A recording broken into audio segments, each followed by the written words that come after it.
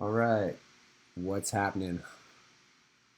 So I just wanted to go over the hourly chart with this PD array and how I had it set up, and then we'll do a little recap on the trade we had at New York Open. So on the last video, this was the daily candle that I talked about that formed a high and a low, capturing the candles before it. And if you look on the daily, maybe we'll go to the daily real quick.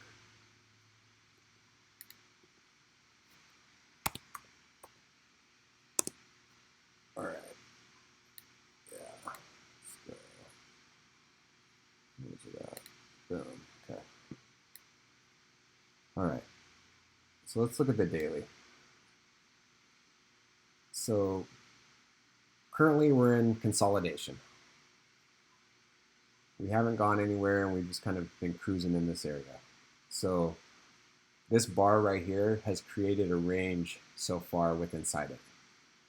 I personally like that because it actually gives you tons of liquidity raid setups, and it gives you some really good, like, obvious fair value gaps and order blocks and swing highs and swing lows to work off of, to where you can get some really good trades out of it. So that's what the daily's looking like so far. In a consolidation, bias is still bearish for now because we have not touched anything really except for this daily order block. And I'm kind of thinking that we either need to test that or we need to get into this weekly order block if we're going to see a move up. If we're going to see a move down, then I think we're probably going to get up into this daily fair value gap, probably fill in this imbalance here on the daily, and then either non-farm payroll is going to send us down, and we'll see depending on what FOMC does. But yeah, that's kind of my higher time frame bias right now. I'm still bearish on higher time frame, and I'm kind of watching those key things. So I'm really watching if we dip anywhere into this weekly order block in the near future without getting into this fair value gap first. Okay, so back to the 1 hour.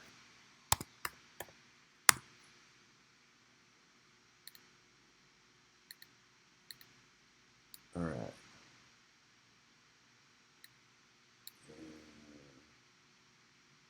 Okay. So now we have this section of the time frame where we have all our consolidation after this outside bar here. So this set the range. So I have this, now that it's been quite a few days, I have this as the range high and the range low. And we've been working within this range. If I set my cursor right here, this is equilibrium, 0.5 of this PD array. We have premium up here, and we have discount down here. You can see how the price moves in and around equilibrium. Look at where it consolidates a lot of the time.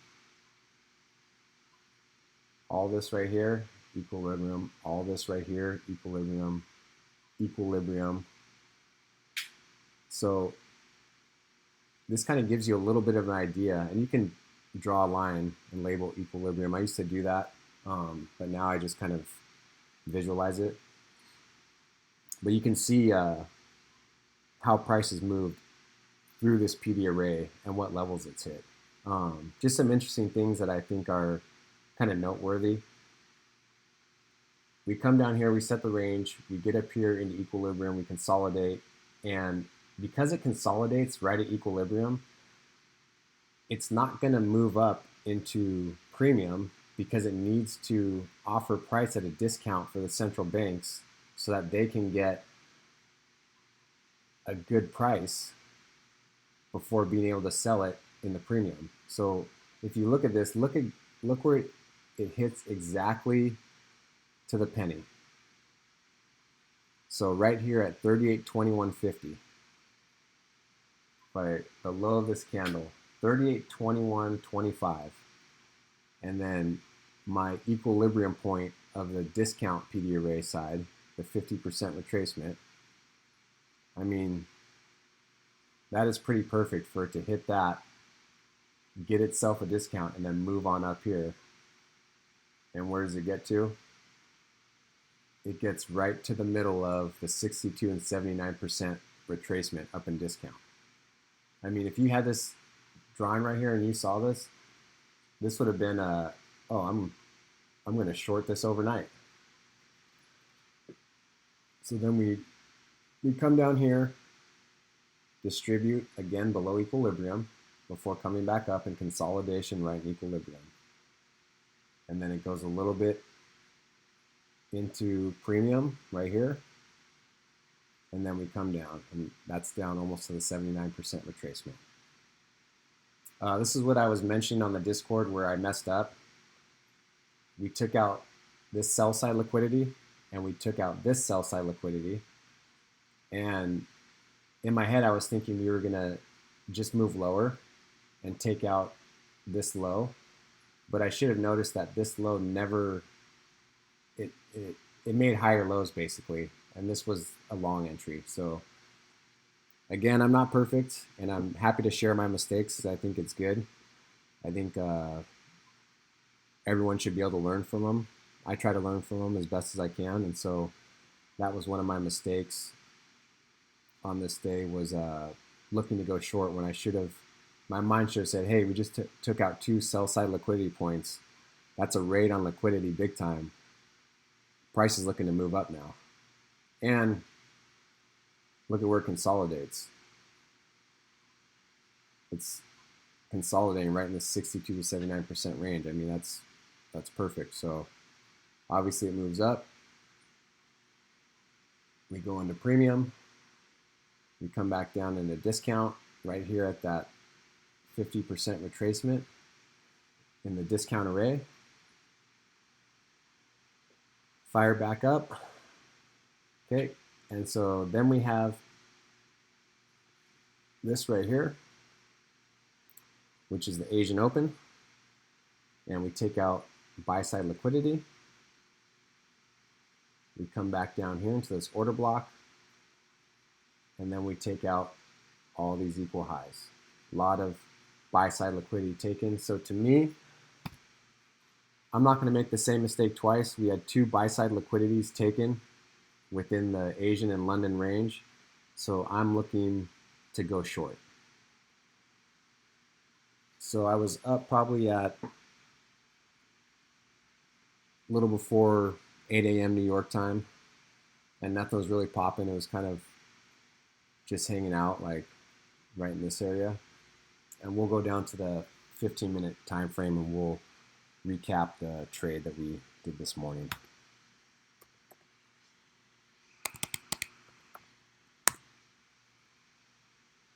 All right.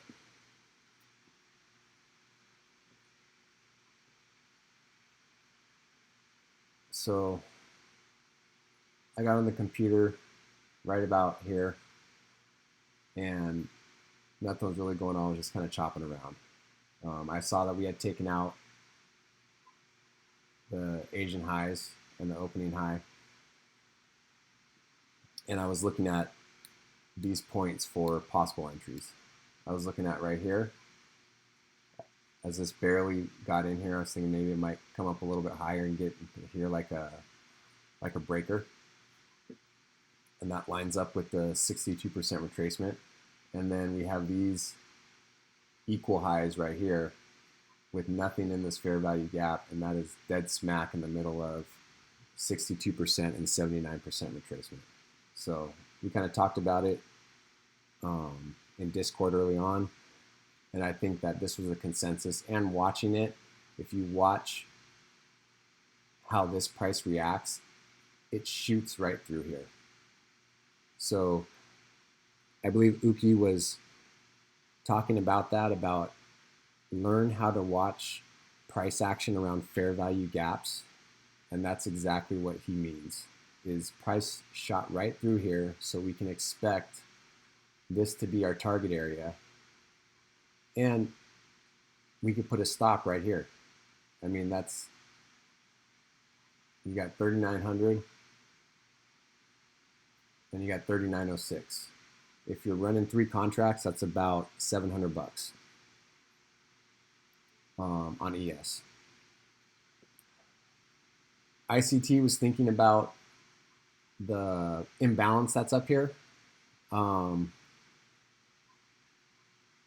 wasn't really thinking about that yet, only for the mere fact that we're staying in this range, and because we're forming consolidation on the daily.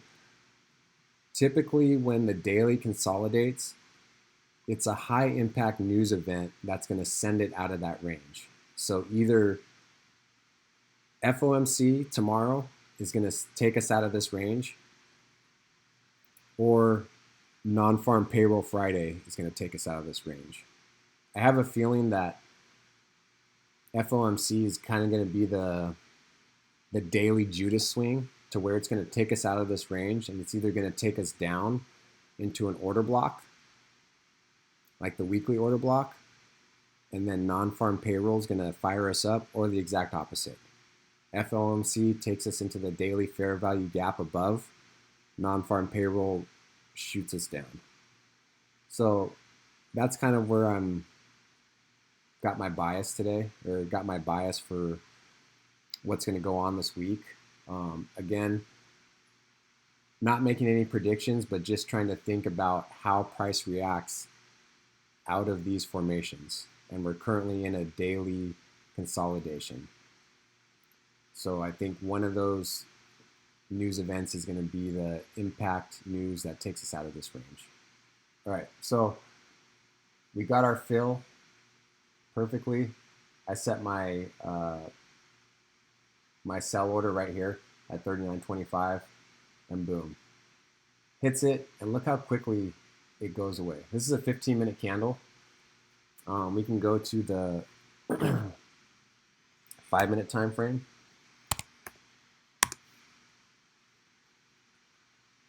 All right, and so when we talk about